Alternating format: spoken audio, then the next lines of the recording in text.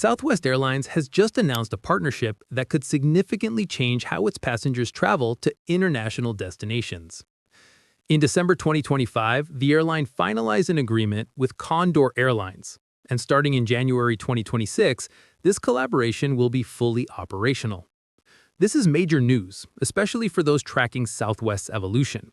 Historically focused on the U.S. domestic market, the carrier is now taking a strategic step toward global connectivity.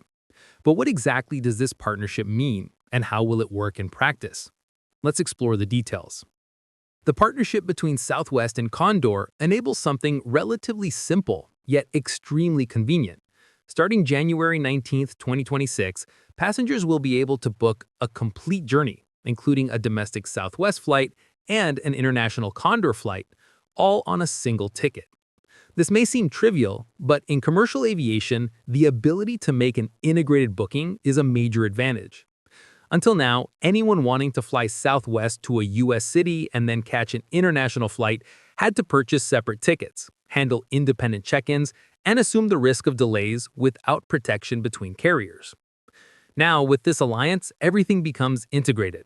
One itinerary, one transaction, and most importantly, coordinated protection if something goes wrong at any stage.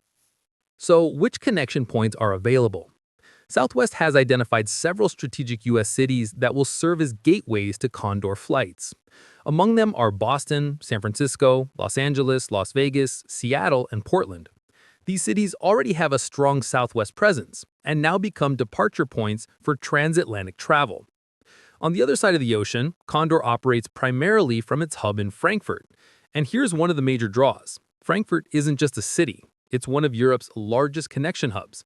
From there, Condor offers access to approximately 70 destinations spread across Europe, Africa, Asia, and the Americas. For Southwest, this partnership represents a natural expansion of its market presence. The company built its reputation offering low-cost domestic flights with high frequency and operational simplicity. But the aviation market is increasingly globalized. Passengers want flexibility. They want to cross national borders without complications.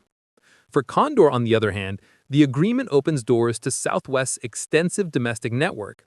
Condor can now connect its transatlantic flights to dozens of small and mid-sized U.S. cities, places where it would never operate directly. This expands the carrier's reach and makes its Frankfurt flights more attractive to American passengers. Of course, questions remain. What will the actual transition experience between flights be like? Will Southwest and Condor offer integrated check-in counters? Will there be special baggage agreements? And customer service in case of problems? Who will be primarily responsible? These are questions that haven't yet been answered, but the fact that the partnership was announced with a clear start date suggests both carriers are already working on operational details. It's also worth watching how the market will react. Will other U.S. domestic carriers follow suit? JetBlue, for example, already operates its own transatlantic flights. Delta and United have their own global alliances. By partnering with Condor, Southwest is creating a third way, something between the traditional alliance model and completely independent operation.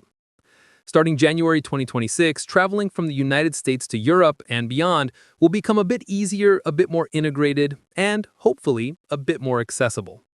What do you think of Southwest's move? Would you use this partnership to plan an international trip? Leave your thoughts in the comments. This is Plane News. Fly safe.